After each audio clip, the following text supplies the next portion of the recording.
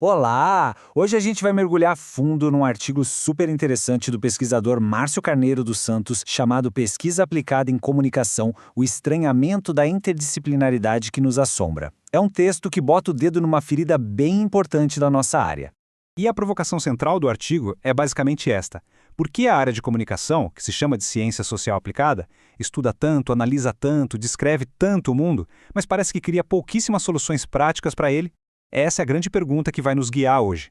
Para a gente desenrolar essa ideia, nosso roteiro vai ser o seguinte. Primeiro, vamos entender esse tal estranhamento na comunicação. Depois, vamos definir direitinho o que é pesquisa aplicada. Na sequência, conhecer a proposta da Design Science, ver alguns exemplos práticos bem legais. E, por fim, fechar com o desafio que fica para todo mundo da área. Vamos lá então. Começando por esse sentimento de estranheza, esse paradoxo que o autor aponta que existe bem no coração da comunicação. É aqui que está o nó da questão. A comunicação se apresenta como uma ciência aplicada, mas quando a gente olha a produção acadêmica, a grande maioria das pesquisas não aplica conhecimento para criar algo novo. A gente é excelente em descrever, em analisar, em interpretar o que já existe, mas raramente a gente se arrisca a construir o que ainda não existe.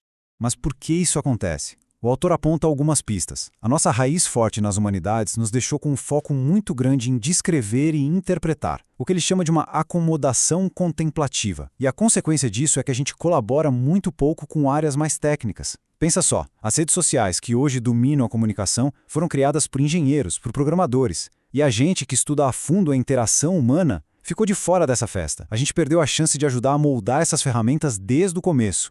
Ok. Para a gente avançar nessa conversa, é fundamental alinhar os conceitos. Afinal, o que é de fato uma pesquisa aplicada? Qual é a diferença? A definição é bem direta. Pesquisa aplicada é aquela que já nasce de um problema real, prático, e o objetivo final dela é propor uma solução concreta para esse problema. O foco não é só entender por entender, é entender para resolver. E essa tabela deixa a diferença bem clara, né? De um lado, a pesquisa mais tradicional, que tenta simplificar as coisas, pegar um pedacinho do problema, levar para um ambiente controlado e testar uma hipótese. Do outro lado, a pesquisa aplicada faz o contrário. Ela mergulha de cabeça na complexidade e na bagunça do mundo real. O objetivo não é só testar uma ideia, é construir uma solução que funcione de verdade, no dia a dia. Então, o pulo do gato é esse. Não é suficiente só coletar os dados e interpretar. Na pesquisa aplicada, os dados são a matéria-prima para construir algo, para projetar uma intervenção. É uma postura ativa, é sair da arquibancada onde a gente só comenta o jogo e entrar em campo para tentar mudar o placar. Beleza. Se o problema é essa falta de uma cultura de construir, qual seria o caminho para mudar isso? O autor não fica só na crítica, ele apresenta uma proposta metodológica bem interessante. E essa proposta é a Design Science, ou ciência do design. É basicamente um jeito de fazer pesquisa que é focado na criação de artefatos. E o que são esses artefatos? São as soluções em si. Pode ser um software, um novo método de trabalho, um modelo de negócio, um processo. É a ciência a serviço da criação.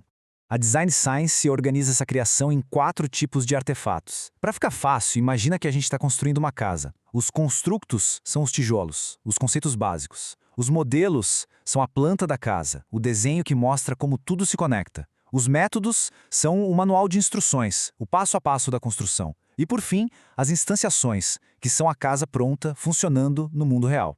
E esse diagrama do autor é perfeito para visualizar isso. Ele mostra exatamente essa jornada, saindo do campo das ideias, do mais abstrato, lá com os constructos e caminhando até chegar em algo concreto, palpável, que a gente pode usar, que é a instanciação. É o caminho que transforma a teoria em prática. Tá, a teoria é legal, mas e na prática? Como isso funciona de verdade? Agora a gente vai ver 4 projetos bem concretos de pesquisa aplicada que o próprio autor desenvolveu com suas equipes. O primeiro exemplo é o Social Tracker. Em vez de só ficar teorizando sobre o que vira notícia no Twitter, a equipe construiu uma ferramenta, isso mesmo, um software, que é uma instanciação. Ele coleta dados em tempo real e mede o pulso das conversas, usando tweets por minuto como um termômetro. Ou seja, eles criaram a solução para conseguir estudar o fenômeno. O segundo projeto foi investigar se um robô poderia escrever notícias. E, de novo, em vez de só ficar no debate, eles foram lá e construíram um protótipo. Um código que pegava dados de resultados de futebol e gerava sozinho uns textinhos jornalísticos. Eles não só estudaram a inteligência artificial, eles aplicaram na prática. Terceiro exemplo, pesquisa histórica na web. Coletar dados manualmente de arquivos gigantes como o Internet Archive é um trabalho de formiguinha quase impossível. A solução aplicada? Eles criaram um script de raspagem de dados, um robozinho que automatiza toda a coleta, o que libera o pesquisador para focar no que realmente importa, que é a análise. E o quarto exemplo, o projeto Jumper. Já está com um pé no futuro. A pergunta é, como as notícias vão ser consumidas em realidade virtual? A equipe não ficou esperando para ver. Eles estão desenvolvendo e testando uma plataforma completa de entrega de notícias dentro da RV. Isso aqui é o ápice da interdisciplinariedade, juntando comunicação, design e ciência da computação. Depois de toda essa análise e de ver todos esses exemplos, o autor fecha o artigo com um verdadeiro chamado à ação, um desafio para todo o campo da comunicação. E o desafio se resume a duas necessidades urgentes. Primeiro, a gente precisa ir além de só descrever o passado. Precisamos desenvolver a capacidade de prescrever soluções e de prever tendências. E segundo, e talvez o mais crucial, entender que ninguém faz isso sozinho. É fundamental formar equipes com gente do design, da computação, da engenharia. Essa citação do autor é um alerta poderoso, quase um soco no estômago. O que ele está dizendo é, se a comunicação não ocupar esse espaço, se não se meter a criar soluções, a gente vai ficar para trás, correndo o risco de virar irrelevante, de ficar à margem dos avanços que estão de fato moldando o nosso mundo. Então a grande mensagem é essa. A interdisciplinaridade não é só uma palavra da moda, é uma questão de sobrevivência e de relevância. Para que a comunicação realmente faça jus ao seu nome de ciência aplicada, ela precisa quebrar as próprias barreiras e começar a construir o futuro de verdade em colaboração com outras áreas. E a gente termina com a mesma pergunta que iniciou essa discussão, só que agora com muito mais peso. Como a nossa área pode deixar de ser assombrada por essa estranheza com a prática, com a criação e finalmente assumir o seu papel na construção de soluções para os problemas complexos que a gente enfrenta hoje? Essa foi a nossa análise baseada nesse trabalho tão provocador do Márcio Carneiro dos Santos.